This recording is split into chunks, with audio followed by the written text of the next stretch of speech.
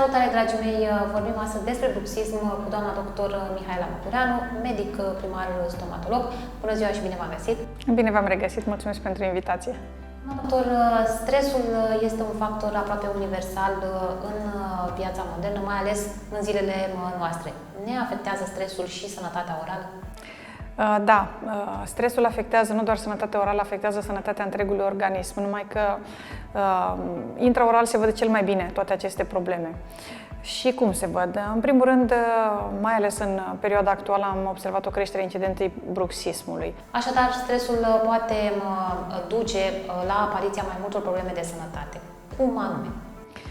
Mecanismele prin care acționează stresul sunt de două feluri, directe și indirecte. Direct observăm în principal bruxismul, apariția bruxismului. Bruxismul este scrâșnirea dinților. Din scrâșnirea dinților, așa cum am spus, apar o mulțime de probleme. De ce? Pentru că scrâșnirea dinților se face atât ziua cât și noaptea, mai ales noaptea, cu niște forțe care nu pot fi controlate. Pot să ajungă până la 700 kg forță pe centimetru pătrat. Și forțele acestea foarte mari, aplicate noapte de noapte, nu trec neobservate. Apar, în primul rând, eroziuni ale dinților, apare abraziune exagerată, apar mobilizări dentare pentru că organismele reacționează diferit. În funcție de reactivitatea fiecăruia, cei care reacționează prin apoziție osoasă pot să fie victimele fracturilor dentare, în timp ce ceilalți pot să fie victimele parodontopatie, adică mobilizărilor dentare. Oricum ar fi, dacă nu este tratat bruxismul, dacă nu este rezolvată această problemă, dinții se pierd. Hormonii de stres și fumatul duc la reducerea producției de salivă. Saliva este practic cea care spală dinții, cea care ne asigură protecția anticarie. Dacă este mai puțină salivă în gură, placa bacteriană se lipește mai bine de dinți. Practic, indicele de placă bacteriană crește. Odată ce dinții nu se mai autocurăță prin intermediul salivei, crește incidența carilor. După ce a crescut incidența carilor, dacă periajul nu este foarte corect efectuat, pot să apară sângerări gingivale, pot să apară mobilizări dentare, retracții gingivale și în acest fel toată gura este afectată. La nivel indirect, apropo de ceea ce am spus mai devreme, se poate constata o neglijență referitoare la igiena dentară, în sensul că oamenii care au foarte multe pe cap și sunt foarte stresați, pur și simplu nu se mai spală la fel de bine sau nu se mai spală seara pentru că sunt foarte obosiți și se spală dimineața. Și lucrul ăsta are o influență foarte negativă asupra stării generale de sănătate, pentru că dacă dinții nu sunt periați înainte de culcare, pe durata nopții bacteriile se înmulțesc și în acest fel foarte mulți din ei ajung să se plângă de halitoză, adică de un miros urât al gurii, în special dimineața. Atâta vreme cât nu este efectuată igiena orală seara, atâta vreme cât nu este respectat un orar alimentar, se schimbă inclusiv flora bacteriană din gură și lucrul ăsta este foarte greu controlat. De aceea, practic, stresul este foarte dăunător stării generale de sănătate și prima care suferă este gura, adică sistemul orodentar. Doamna doctor, ce este bruxismul, cum apare și cum ne afectează? Bruxismul este o afecțiune caracterizată prin scrâșnirea sau încleștarea dinților. Ea poate să apară ziua sau noaptea și totdeauna are ca efect apariția durerilor de dinți, a sensibilității dentare, a retracțiilor gingivale, a durerilor de cap. În prima etapă, bruxismul apare ca o descărcare nocturnă a activității electrice din timpul zilei. Și cum se produce acest lucru? Activitatea electrică din creier se descarcă, da, în timpul nopții și mandibula este osul cel mai apropiat și cel mai mobil la nivelul capului. Și în acest fel, practic, sub influența impulsurilor electrice, mușchii maseter și temporal ajung să aibă contracții simetrice sau asimetrice de intensități diferite, ritmicitate diferită, care produc o abraziune excentrică a dinților pe tipare nefirești. Și această abraziune duce în timp la apariția de contacte premature, de migrări dentare, de dureri, sensibilități, fracturi dentare pot să apară și toate acestea în timp ajung să întrețină bruxismul. De ce? Pentru că ele se constituie în obstacole ale mandibulei în noaptea următoare sau în timpul zilei, în obstacole pe care mandibula, sub influența acelorași mușchi, caută să le depășească pentru a-și stabili un echilibru funcțional. Și în acest fel apar spasmele musculare, în primă etapă. Ne trezim cu gura încleștată dimineața sau ne trezim cu dureri matinale. Uneori, pe timpul zilei sau spre seară, încep să apară durerile de cap. De ce? Pentru că toate aceste tensiuni musculare, în cele din urmă, se reflectă la nivelul întregii extremități cefalice. Și tensiunea poate să ajungă până la schimbarea poziției capului, schimbarea poziției întregului corp și ajung ca pacienții practic să nu-și mai dea seama de unde li se trag toate aceste simptome. Ca medic stomatolog, cum abordați tratamentul acestor afecțiuni? Tratamentul acestor afecțiuni este neapărat necesar să fie abordat complex, adică interdisciplinar.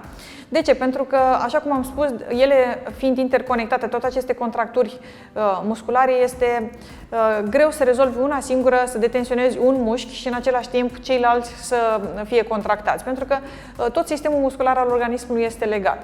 Și atunci, practic, abordarea este pe două căi.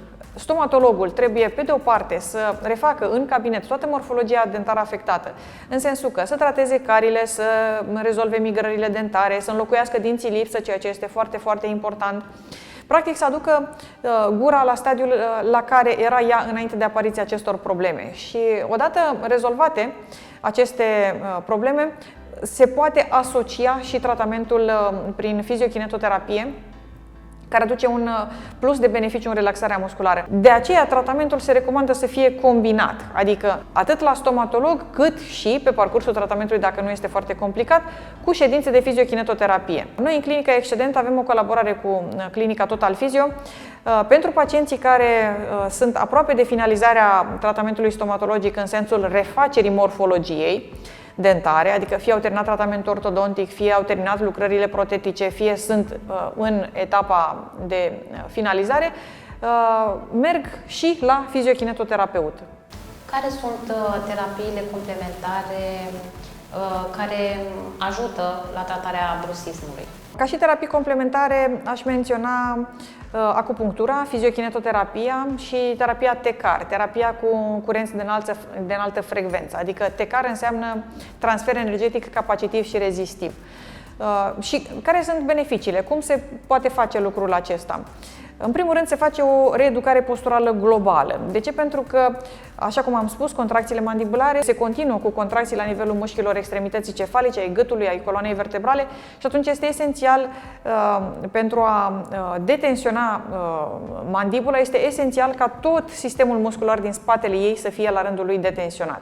Și se începe cu reeducarea posturală globală, apoi se face o terapie manuală pentru decontractură musculară, se poate face atât la nivelul extremității cefalice, cât și la nivelul mandibulei, inclusiv intraoral. Adică terapeutul face inclusiv masajele mușchilor pterigoidieni intern, maseter, temporal, sternocleidomastoidian, practic toți mușchii care determină poziții vicioase ale mandibulei, tocmai pentru a rupe acest cerc în care contractura produce tulburări dentodentare și acele tulburări dentodentare determină la rândul lor spasme musculare.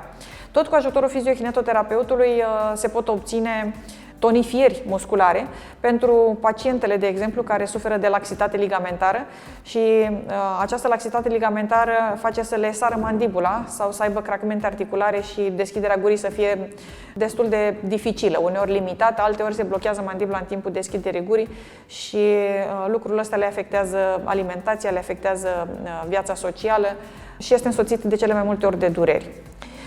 Terapia TECAR este practic vârf de tehnologie la nivel de fiziokinetoterapie. Terapia cu curenți de înaltă frecvență ajută foarte mult la îmbunătățirea statusului, să zicem așa, musculo-articular al pacientului. De ce? Pentru că acești curenți de înaltă frecvență pătrund adânc în țesuturi și produc o ameliorare instantă a durerii, o decontractură musculară, o regenerare mai ușoară a țesuturilor afectate.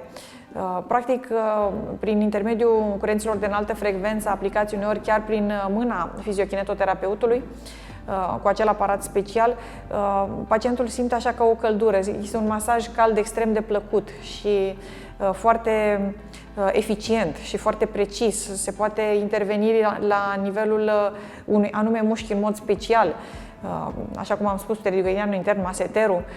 Pentru tonifierea musculară se poate interveni cu un aparat special care este ca un creion.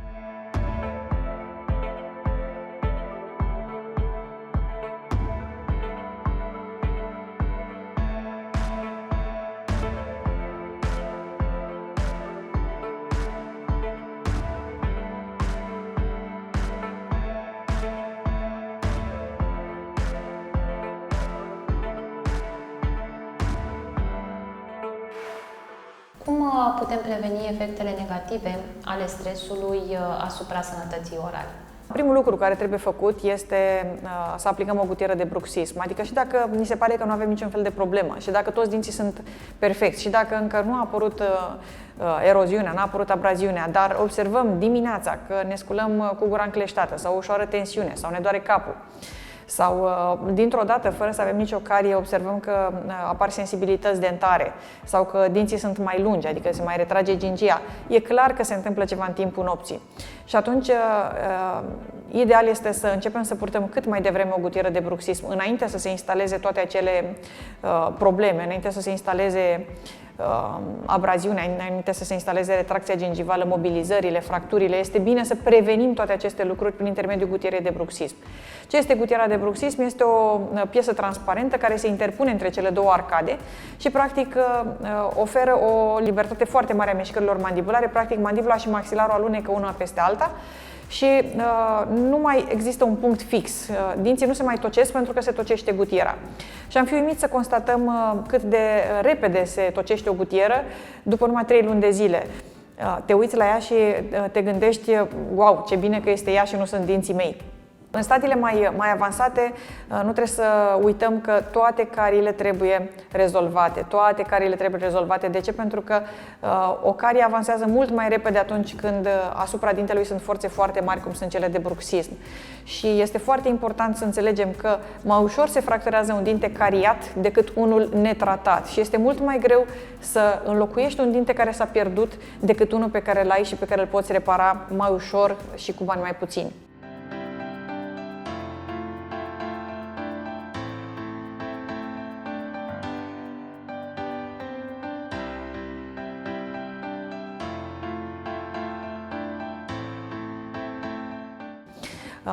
Lipsa dinților este o problemă foarte importantă și un factor declanșator al bruxismului, pentru că este întotdeauna însoțită de migrări dentare foarte mari, în special atunci când se pierde molarul de 6 ani. Și odată aceste migrări dentare instalate, apar, așa cum am spus, tot felul de contacte premature pe care mandibula încearcă să le evite pentru a-și găsi echilibru. Și este foarte greu să își găsească echilibru dacă dinții nu se întâlnesc așa cum se întâlnesc pe modelele acestea, adică unul peste altul, toți prezenți, da, în ocluzia standard. Deci, înlocuirea dinților lipsă este unul din factorii care reduce foarte, foarte mult bruxismul. Altfel spus, dacă ne spălăm bine pe dinți, dacă avem grijă de sănătatea noastră dentară, dacă ne protejăm dinții pe timpul nopții cu o gutieră de bruxism, avem toate șansele să nu ajungem la contracturi musculare, spasme, dureri articulare, dureri de cap, poziții defectuoase ale coloanei, cu implicații generale mult mai mari decât ne-am putea imagina. Doamna doctor, vă mulțumim pentru că ne-ați oferit și astăzi informații destul de prețioase, spunem noi. Până data viitoare, vă spun doar atât, aveți grijă de voi și de sănătatea dinților voștri.